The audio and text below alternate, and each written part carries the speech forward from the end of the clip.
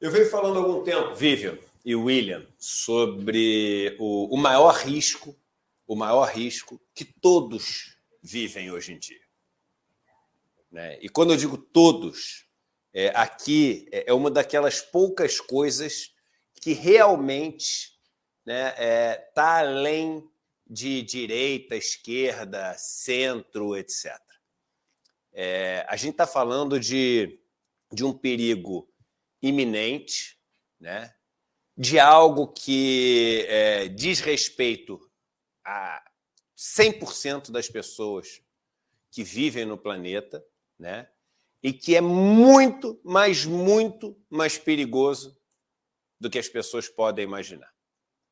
Nós estamos migrando para um planeta onde as principais ferramentas, os principais ambientes de negócio, os principais caminhos por onde o fluxo de tudo vai passar, o fluxo de informação, o fluxo de mercadorias, o fluxo de tudo, vão ser monopólios privados, quer dizer, que são de pessoas, como a Vivian, o William, o Eduardo, pessoas que acordam e vão poder decidir, enfim, o futuro do planeta de acordo com o humor que essas pessoas acordaram. Hoje, se você for pegar 20 anos atrás, as maiores empresas do mundo eram empresas que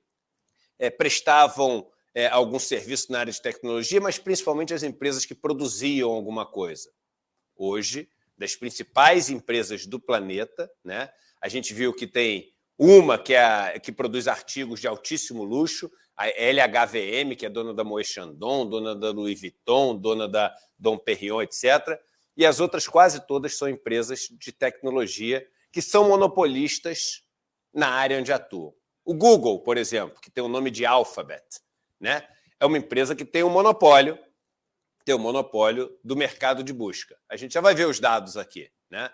O Facebook é uma empresa que também tem um monopólio nas redes sociais com essa característica de, enfim, de amigos, etc. O LinkedIn ele tem um monopólio nas redes sociais de, enfim, negócios e carreiras, etc. Carreiras talvez seja o mais adequado. E assim por diante. O WhatsApp também tem ali praticamente um monopólio na mensageria e etc. Ontem, o maior medo que eu tinha ao longo dos últimos anos, ele se concretizou nessa imagem aqui. Vamos botar a imagem do Google aqui, por favor. Minimalista o negócio, né? Para alguns é até difícil de perceber. Mas aqui nessa tela, o maior risco com o qual a gente já se deparou, talvez nas últimas décadas. Essa tela aparentemente simples é uma tela que não deixa nada a desejar aquelas séries de ficção, Black Mirror, aquelas outras que estão na moda, né? Tem uma na Apple agora, mostrando o futuro caótico para o qual a gente pode estar arrumando. E o que essa tela tem de tão especial? Olha, Eduardo, é a tela do buscador do Google, com um link aqui embaixo que diz: o PL das fake news pode piorar a sua internet. Esquece por um instante, e é difícil, porque a discussão já está acalorada, a discussão já está apaixonada. A discussão já virou, mas calma aí, a esquerda é a favor de quê? A direita é a favor do quê? A discussão já virou, o meu político quer qual? O Bolsonaro e o Lula, quem é a favor de quê? Quem é a favor do outro? Ah, vem cá, o que é o pessoal comunista? O que é o pessoal capitalista? A discussão já virou isso. Dá um passo atrás. Para você poder entender. Para você poder entender o tamanho desse risco. Primeiro você tem que entender o seguinte: o Google ela é uma empresa de dono. Por isso a gente diz que é uma empresa privada. Ela não é uma empresa pública. Ela é uma empresa privada que ela tem o monopólio desse mercado, que é o mercado de buscadores na internet. Ele é a porta de entrada para todo mundo que entra na rede. Todo mundo que entra na rede para fazer um negócio, para pegar uma informação, para aprender uma coisa, para fazer uma aula, para assistir um vídeo. E a porta de entrada das pessoas são os buscadores. Vamos ver qual é a penetração do Google no mercado brasileiro? Põe o próximo gráfico, por favor. Todos dados com as fontes que estão sendo apresentados para vocês. O Google tem 96,27% do mercado brasileiro. Bota o gráfico aqui de como é que isso tem evoluído ao longo do tempo. Bota o gráfico aqui como é que isso tem evoluído ao longo do tempo, a participação. Aqui está a participação do Google ao longo do tempo. É constante. É quase 100%. Na prática é o seguinte, o Google, por isso a gente diz que ele é monopolista, ele é a porta de entrada de virtualmente todo mundo que está acessando a rede mundial de computadores aqui no Brasil. No mundo, esse número é muito parecido, em torno de 96% também. Em segundo vem o Bing. Com 2,5%. E os outros aí já ficam no 0 ponto alguma coisa. Ou seja, o Google ele se tornou uma porta de entrada pela qual todo mundo tem que passar para poder participar desse mundo da internet. O que acontece? O modelo de negócio dessas empresas privadas, não estamos falando ainda de PL das fake news, fica com a gente. O modelo de negócio dessas empresas privadas é um modelo de negócio que funciona da seguinte maneira, e aí eu vou pegar a lousa aqui. Vamos lá, que isso é importante, isso é muito importante, é a coisa mais importante que a gente já falou nos últimos tempos. Todas essas empresas são empresas que pegam aqui as pessoas, cada pontinho desse é uma pessoa, tá? Cada pontinho desse é uma pessoa. Essas são empresas que pegam as pessoas e tentam formar núcleos de pessoas muito parecidas. E eu vou explicar por quê. Então, a primeira coisa que ela faz é o seguinte, vamos colher as informações, vamos supor que aqui é a Vivian, tá? Vamos supor que aqui é o William, o De Luca, tá? Então, vamos pegar informações aqui no buscador.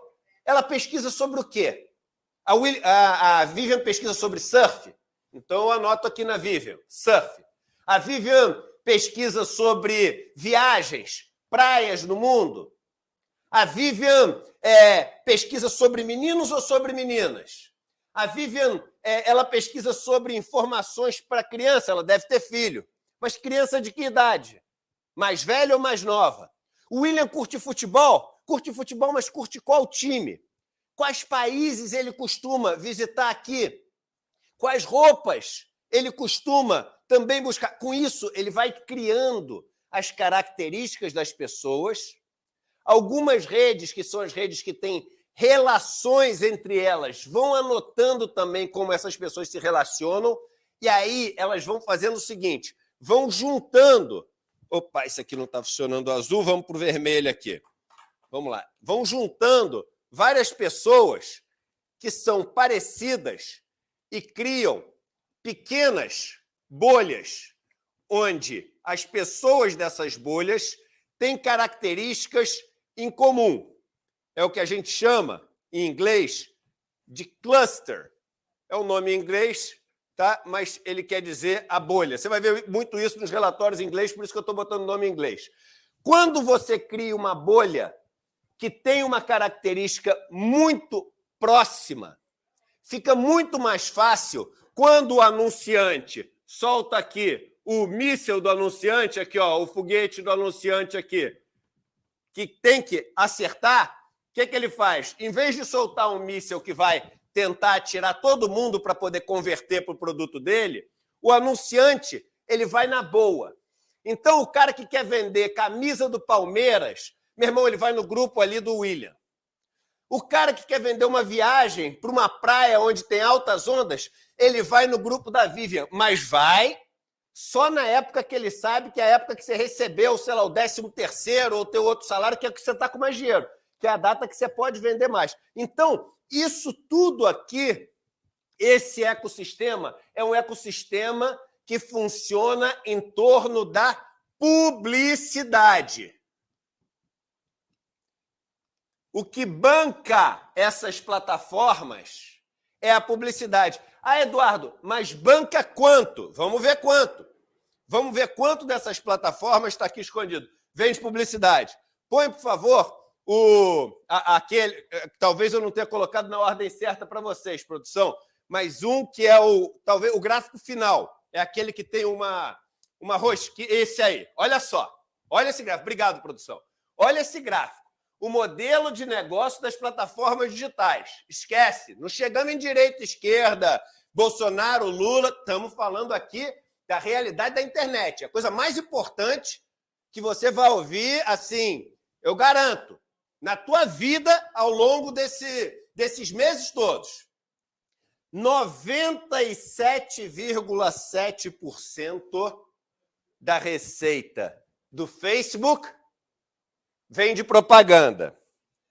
80% da receita do Google vem de propaganda. Então, meu irmão, qual que é o modelo de negócio desses caras? Eles fazem, analisam, é só aquilo ali, é um buscador nada. Aquilo não é um buscador. O buscador é o que captura todas as suas informações, hábitos, gostos, comportamentos, para aí ele ser uma plataforma de publicidade. O Google é uma plataforma de publicidade. O Facebook é uma plataforma de publicidade. Não é uma plataforma de criar amigos, etc. Eu estou falando como modelo de negócio. O que acontece? Ele precisa, depois que ele categoriza as pessoas, que ele conhece as pessoas e que ele chega para a empresa e fala assim, ó, pode lançar teu foguete aqui, que é aqui que você vai conseguir capturar mais gente, isso se chama conversão, nesse grupo aqui você vai ter uma conversão maior. O que ele precisa? Ele precisa que as pessoas aumentem a interação entre elas, aumentem o número de vezes que elas buscam, aumentem o número de diálogos que ela tem uma com a outra no Facebook, etc. E qual o assunto que mais faz as pessoas se interessarem, interagirem entre elas, conversarem, buscarem informação, se entreterem? Desde sempre, não é da internet. Vamos pegar um livro, que é um livro que tem desde a década de 70, é o livro que eu mais gosto, que é esse aqui, The Social Animal. Esse aqui já é a 11ª edição. Primeira edição tem em português, O Animal Social, lá na década de 70. Ele já está, se não me engano, na 20ª edição, do Elliot Aronson. Olha o que ele diz, o Elliot Aronson. Pode puxar aí o Elliot Aronson no texto dele. Aqui, dá para ler bem aqui. No texto que ele está trazendo, quando ele fala sobre persuasão em massa, propaganda em massa, ele diz o seguinte: portanto, os telejornais tendem a focar no comportamento, behavior violento dos indivíduos, terroristas, assassinos, protestantes, pessoas que estão fazendo passeatas, ou, bota no próximo, ou a polícia, porque essa ação faz para os espectadores, dá para os espectadores uma sensação de excitação maior do que dá uma caminhada de pessoas que estão em paz. Aí ele continua. Em termos do número de histórias e da quantidade de tempo que é dedicada a essas histórias, violência, conflito e sofrimento humano dominam o noticiário, contando, totalizando mais de 53% dos noticiários americanos. E aí ele continua. Ele encontrou uma característica, esse pesquisador, né? Essa pesquisa foi feita em 96.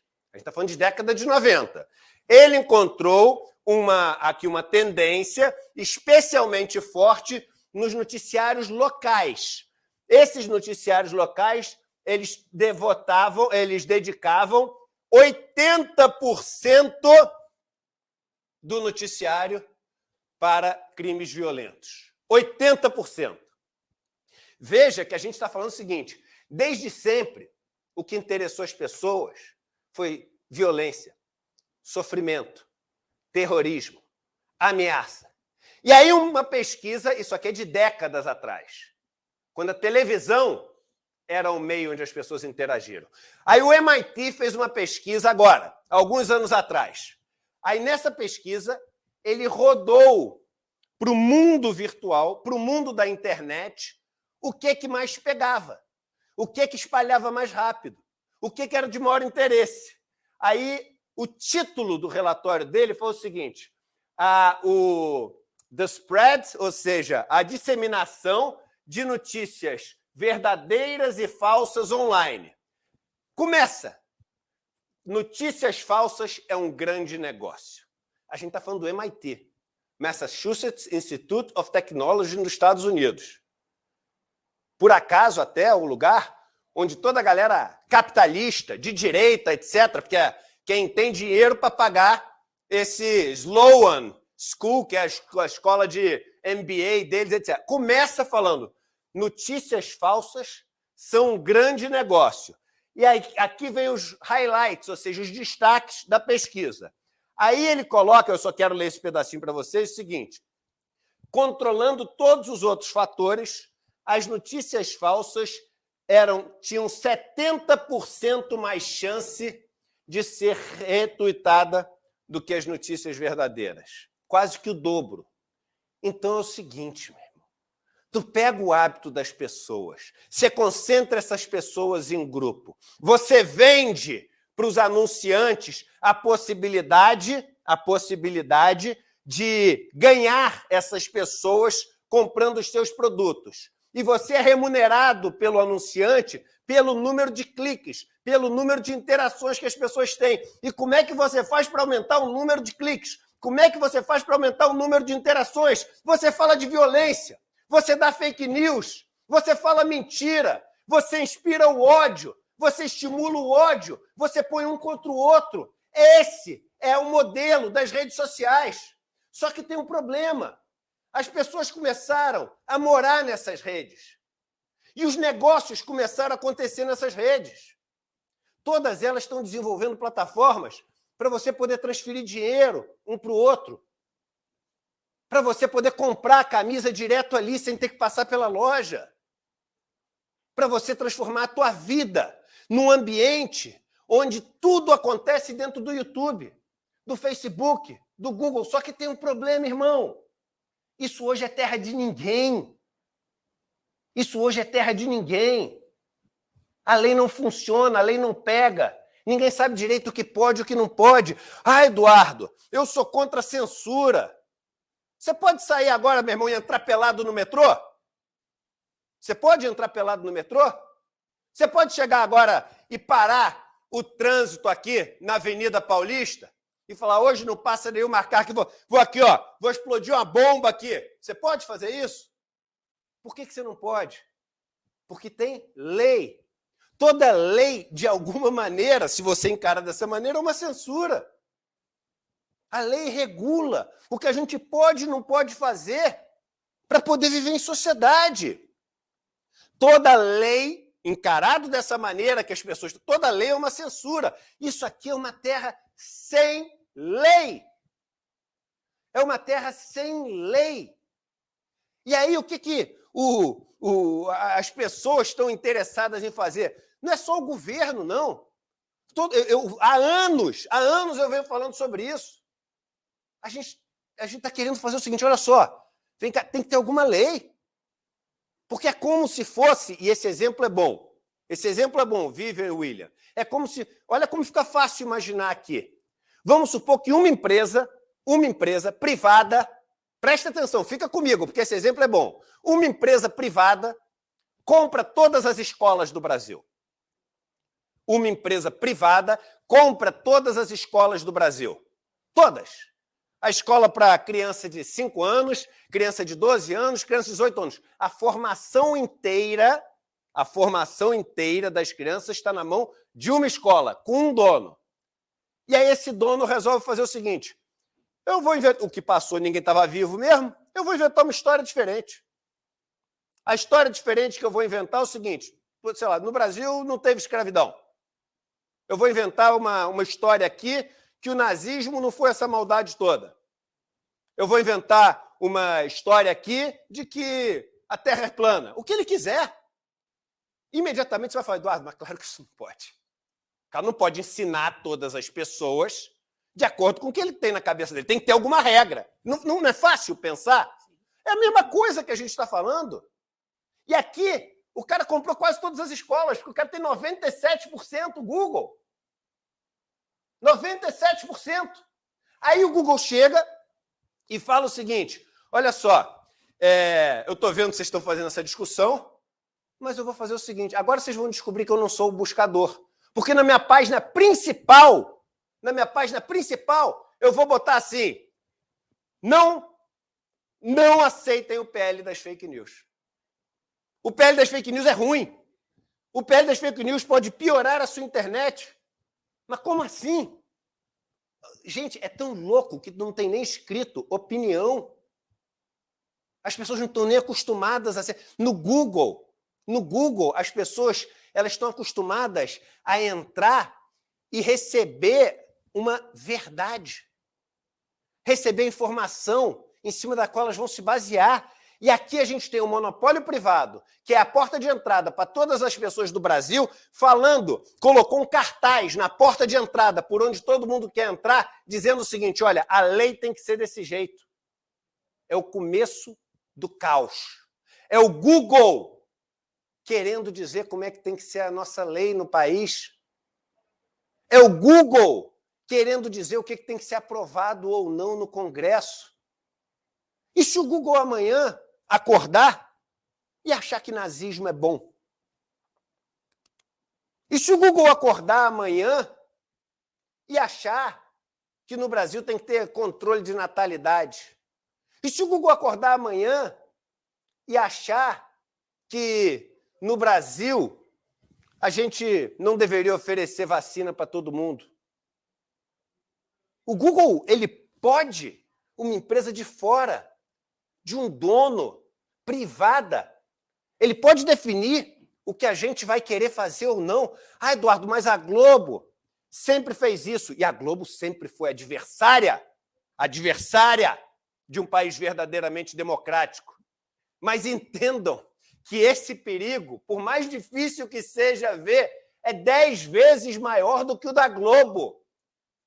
Sabe por quê? Na Globo, você não podia... Primeiro que a Globo não conseguia ver quem estava do outro lado. A Globo não conseguia te estudar no detalhe.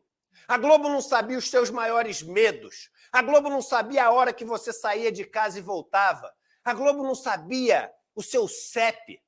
A Globo não sabia os seus fetiches, os seus traumas. A Globo não sabia os seus desejos. Eles sabem. E na Globo você não podia chegar na tela e clicar num botão para comprar uma coisa ali. Na Globo você não podia fazer uma transação de dinheiro aqui. Aqui é quase que essa história do metaverso. Isso aqui já é o metaverso, irmão. Já é o lugar onde você vê um monte de gente que não existe como aparece porque botou um monte de filtro. Já é o lugar onde você transporta suas riquezas, porque o mundo é um mundo de serviços. Então, os serviços são prestados através dessas plataformas. Aqui já é o mundo onde tem os bancos, porque é onde você manda e recebe o seu dinheiro. A Amazon, há 15 anos atrás, já era a empresa que mais depositava pedido de patente financeira. Não eram os bancos, era a Amazon. E hoje, essa empresa está falando o seguinte: olha, eu não quero ser regulada. Eu não quero ter lei nenhuma. Eu quero poder ser essa escola que ensina o que eu quiser, mesmo que o que eu quiser ensinar não tenha existido, seja uma grande mentira.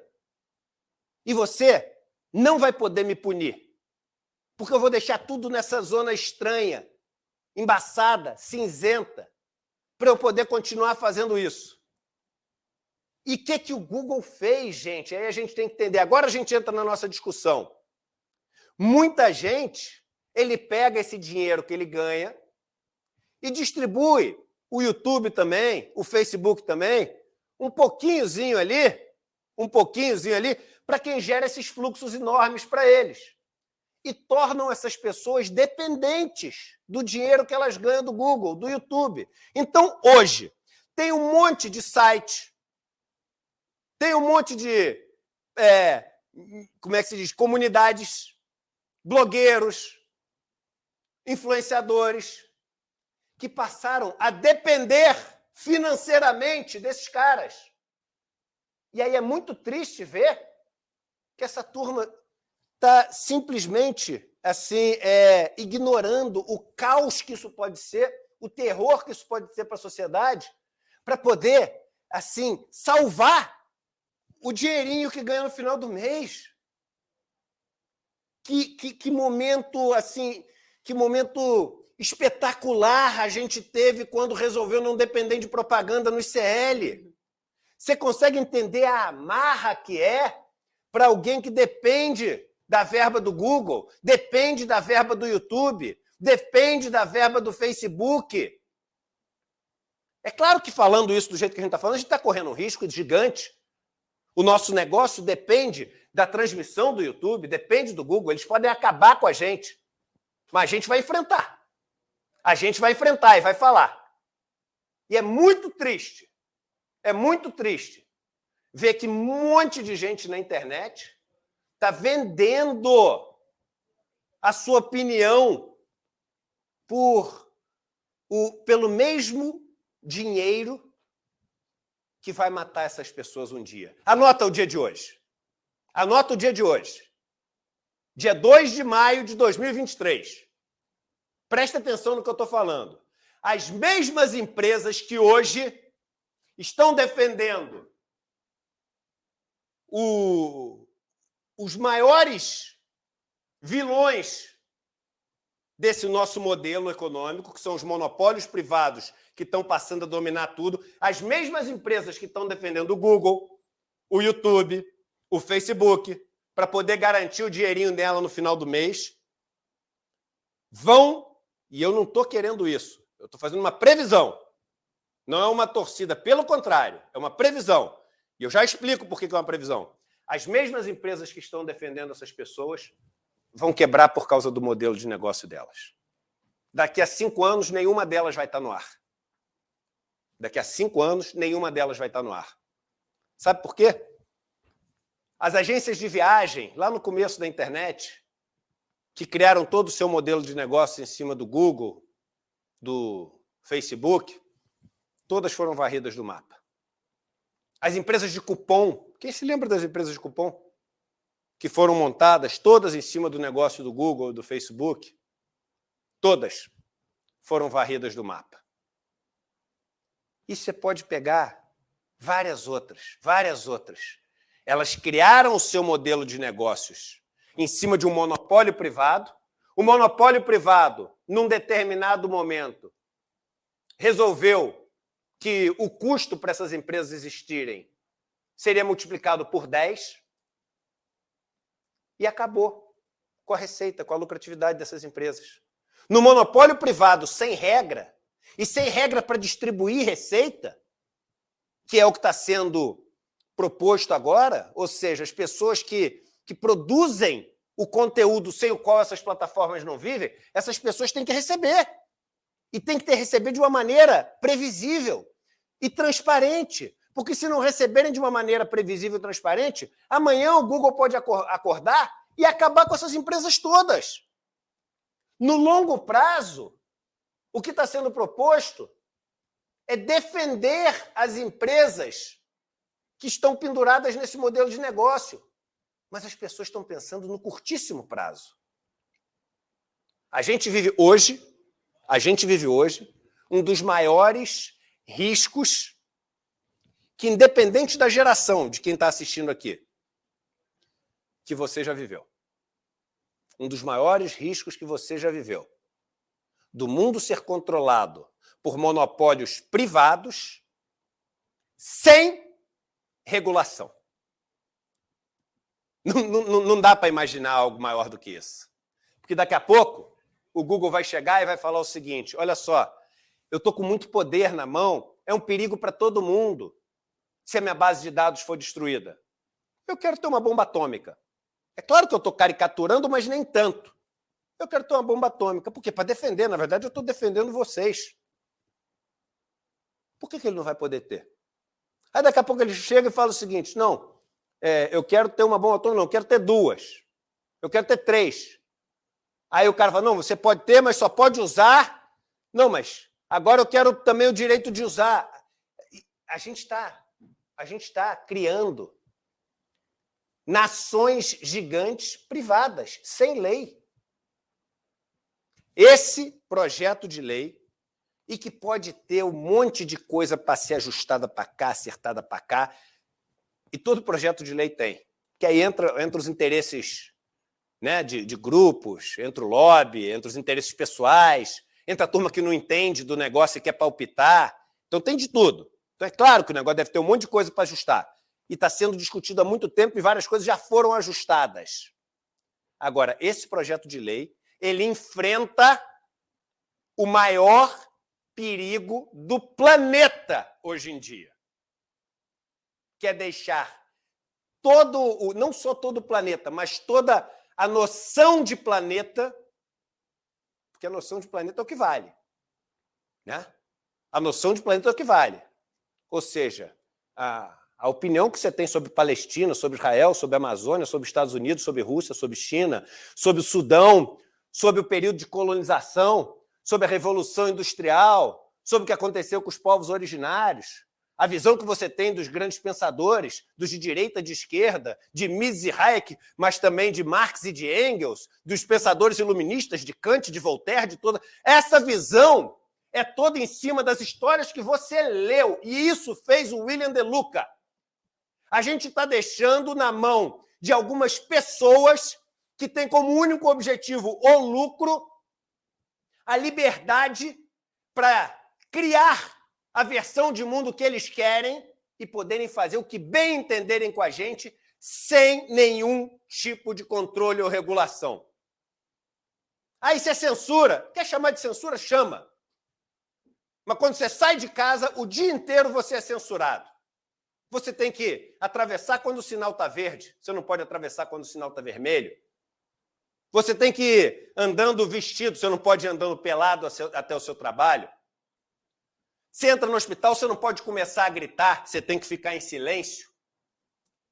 Isso que você está chamando de censura chama-se lei.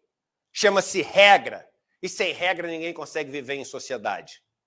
E você está querendo deixar um mundo sem lei, na mão de poucos donos, que tem como único objetivo o lucro em cima de você. Então, acorda, irmão. Acorda, irmão. E cai, na real, da importância do que a gente está discutindo. Esse projeto de lei, ele tem que ser levado adiante. E a gente tem que, de uma vez por todas, não dá nem para dizer enquanto o monstro é pequeno, porque o monstro já é gigante. Mas no momento que a gente tem a oportunidade de enfrentar esses que são os maiores vilões e o maior perigo da nossa sociedade moderna.